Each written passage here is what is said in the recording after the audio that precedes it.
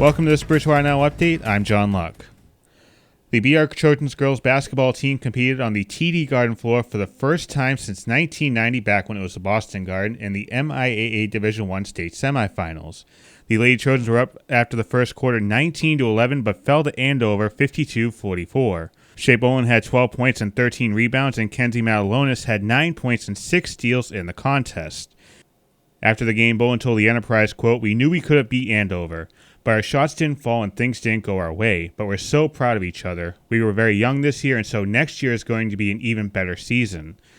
BR coach Cheryl Seavey took to Facebook with this post that reads in part, "There are some memories that will last a lifetime, and while the end result was not what any of us wanted, I wouldn't trade this experience for anything. This journey isn't for everyone as the day is long. The practices are tough, and the commitment is one in which you will miss out on things in the world outside of basketball. I couldn't be prouder regardless of what the scoreboard said at the end of the night."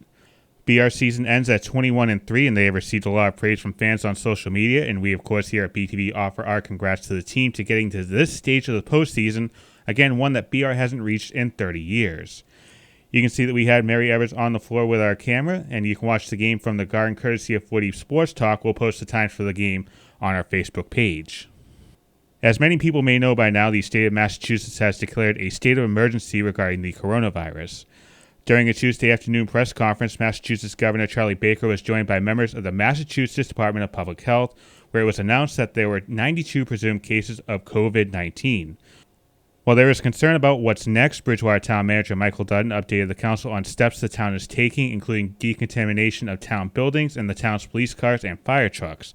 The town manager said that the ambulances already have decontamination units and ventilation systems built in.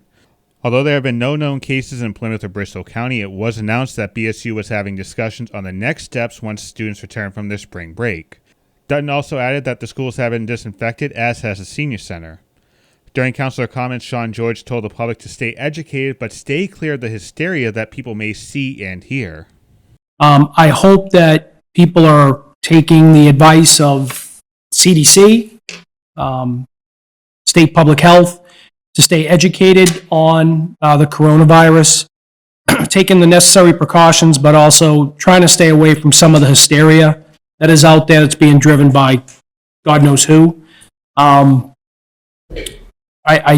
We will probably have some more to deal with down the road, but I think from everything that I've read on an official basis, we will get through this. But I think it also reminds us that not only do we need to look out for ourselves, but look out for our neighbors as well.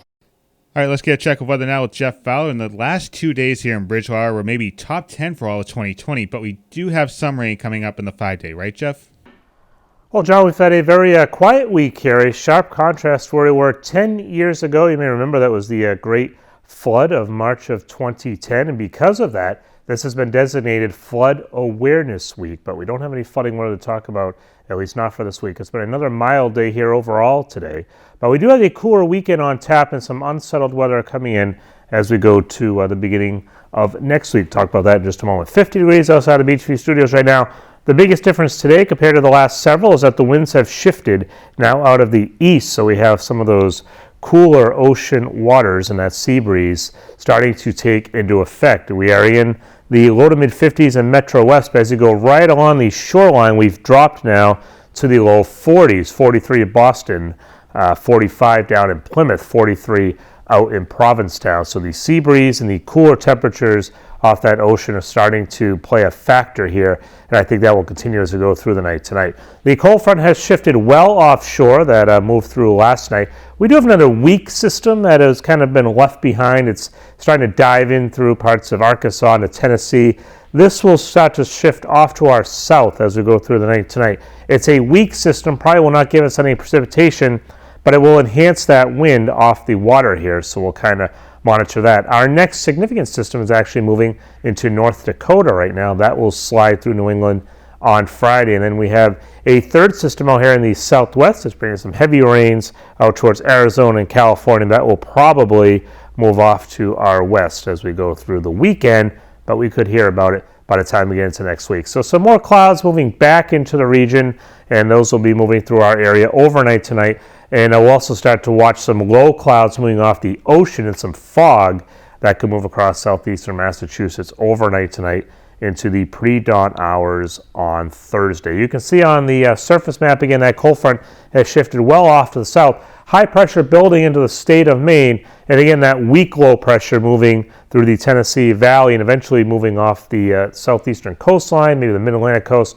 That gives an onshore breeze that comes across southern New England. It's light enough tonight, so it probably just gives us some low clouds, some fog, and then tomorrow it gets a bit breezier here and brings some cooler temperatures in. You can see that on the national map, area of low pressure moving off to our south. And as we mentioned, a stronger system off to the west that we may hear from by we get to early next week. Again, we mentioned it is Flood Awareness Week, but we have the exact opposite going on right now. These are the current river and stream levels, and you can see a lot of red and orange on the map. We have very low levels in our rivers and our small streams. So we are below to well below right now, so we'll have to see how that plays out during the rest of the spring months. As for the bus stop in the morning, we have clear skies. It'll be noticeably cooler, though, tomorrow than we've been the last several days. About the mid-30s to start things off, and near 50 by the afternoon with partly cloudy skies. So 30 degrees tonight for the overnight low, as we have mostly cloudy, some low clouds, some fog around as well, maybe a little bit of drizzle. And then as we get to Thursday, it's a sunny day, but again, noticeably cooler than where we've been. Upper 40s, right around 50 degrees, before our next front moves through on Friday. Now, before that front comes through, we may make a run at about 60 degrees as some warmer breezes come in. Then the rain showers move through, could be a rumble of thunder as well. Then we clear out for the weekend, but it's a much cooler weekend compared to where we were to start this week. Temperatures again right around 50 on Saturday, mid-40s for highs on Sunday, and lower 40s by Monday.